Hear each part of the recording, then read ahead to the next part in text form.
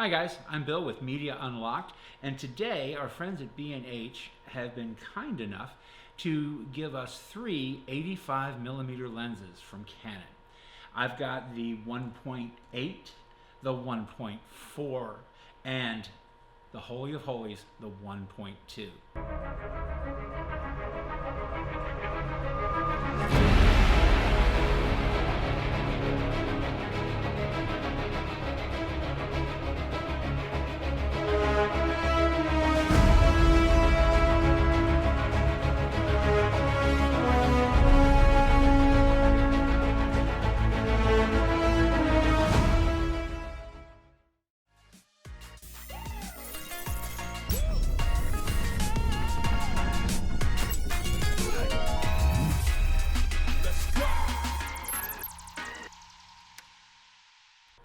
Now, these lenses are really great lenses. All three of them are. They've got three very different price points. Depending upon whether you can find a sale or a rebate, you're looking at anywhere from $300 to $500. You're looking at about $1,500, and you're looking in the ballpark of $1,900 to $2,000 for the 1.2. Now, what I have always wondered when I look at these lenses is, I know there's a price point difference. I know that a $2,000 lens is better than a $1,000 lens, and I know why. But that doesn't tell me how it's different, and that doesn't tell me how it fits with how I use it. So I've had these three lenses for about a month, and the question that I've always wanted to know is really what is different with the price points of lenses. Now, I know they're better lenses the higher price you get. They have better optics, they're glass, they're metal instead of plastic, they have fluorite elements, they have special coatings, they work differently. That's why you get a good lens. But just how different are the good lenses versus the medium price lenses versus the inexpensive lenses? That's the question that I had this month and that I wanted to evaluate this 85mm lens from Canon on. Okay, so today I'm testing out the lens. I'm doing a little bit of light painting. I've got my constant, the Amaran Tri-8C up there giving some light. I've got it toned up a little bit warm, and I'm using this little handheld just to fill in some shadows. Now I've got some water sprayed on the plant. Makes it look a little more interesting, but I'll give you a pro tip. Mix the water and some glycerin, about half and half. You can pick up the glycerin at most drugstores, and it gives you bigger drops of water, and they're a little bit, they stick around longer instead of evaporating. So it gives you a bigger chance to shoot and get what you're looking for. Whoops, I'm in there now.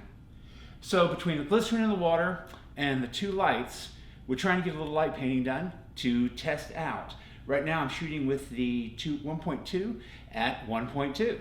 So we'll take a look and see what it looks like. I took a shot with the 1.2, and now we're going to move down to the 1.4. Now I'm going to do our test shoots all at the same f-stop. So I'm actually going to shoot everything at 1.8. That'll give us a direct comparison. We can take a look at the vignetting.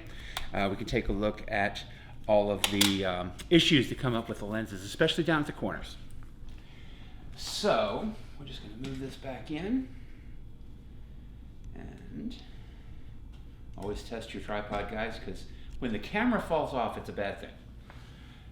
So let's get this back into place. Focused again. There we go. You'll notice I'm going to use the same setting. That way the two shots are directly comparable. We've got it. Looks good. Let's go ahead and shift it out to the 1.8. Now you notice that I'm using a timer on it. That's because I broke the cable to my cable release, and I didn't want the mirror slap to cause a vibration in the camera. So if you don't have a cable release, always use your timer. 2 seconds, not too much to pay. So today I'm lucky enough to have Ashton Morton come in from Moorhead, Kentucky, where she is smarter than you are because she's majoring in astrophysics at Moorhead State University. I love a smart girl. And she came in all the way here today to 3.0 just to shoot with us so that we can demonstrate these lenses for you. So my usual light design, I'm using my standard. I've got my 3x4 softbox with a grid, my 1x4 strip box with the grid back there, and I'm using that reflector there as a kicker just to bring out the shadows that's going to come in on the side of her face if I don't do it. Now the strip box is giving me a nice little rim light, So it should cut out her back and her shoulder really beautifully. Should give us a really nice glow in her hair, since her light hair should pick that up really, really well. So now she sits there and she looks great. And, oh yeah, yeah, that's good. Oh, those are so See, pretty. that's what we want to hear when we shoot. Oh, there we go. Okay, now I'm going to move in and do some closer. I'm going to kind of get you from about here up at this point. Do you want me to be straight on or Yes, the tipped again. Okay. One rule, kind of always tip just a little bit to the camera. Usually a little bit more flattering view. Oh yeah. Oh. See, I like that when she says that. That makes it worthwhile. Here, you want to see it too? So interesting. If I could focus.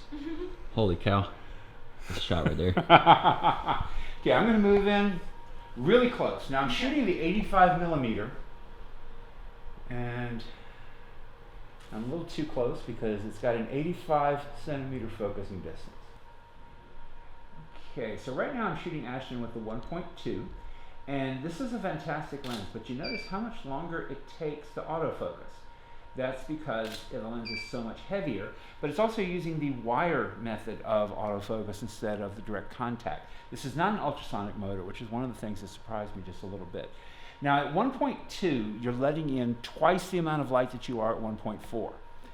But one thing I would point out is that, well, that's a lot of light that you're letting in that right now I'm not using, because if I shot her face at 1.2, I'd have one eye focused and one eye not. So I'm actually shooting her at f8. What that means is that if I'm using this lens, I've got a lot of capability that's being left unused. But it is sharp as a tack. Oh, I love that pose. That is absolutely perfect. So let's start off by just looking at the three of them and just trying to compare them to each other. In terms of a build quality, the 1.8 is kind of a standard lens. It fits your hand well, it's light. Compare that to the 1.2. This thing weighs 2.25 pounds. It is huge. It is incredibly heavy.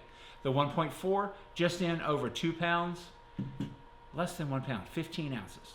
Okay, it's a lot of difference in weight. They perform really well for what they are. Obviously, they have three different levels of performance here. If you are a top level pro, you're not going to be happy with what you get on the 1.4 for $300 to $500.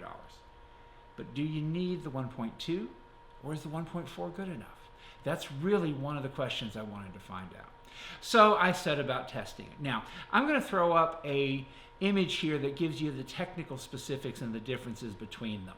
There is a reason for the price difference between it, and we're just going to let that speak for itself. So here's that. Now, as you're looking at this, you're going to notice that the weight is different, the specs are different, the number of elements are different. I'm not talking about the specific coatings that they use, but they are different also. You'll notice that the 1.2 has a 95 millimeter minimum focusing distance, while the other two are at 85 millimeters. Now, this is important if you're using them for close work, as I tried to do this particular video. I shot some daffodils, and I wanted to see how close I could get. And it made a difference. That 10 centimeters was important. Now, most of what I shoot, of course, are people. I like shooting people. I used the 1.4 kind of as a street lens because it was compact, it fit my camera well, and it performed beautifully as a street lens. The 1.2 I used as, I wanted to explore depth of field, and I wanted to explore bokeh, and I wanted to really prepare a video for my classes on what depth of field looks like, which is why the 1.2 was important. The 1.4 kind of became my workhorse. I used that in the studio. I shot it for virtually everything. Overall, my conclusions are simple. These are three fantastic lenses. So the ultimate question then is, which one of these do you need to put in your bag? They all have three very different price points, three different uses.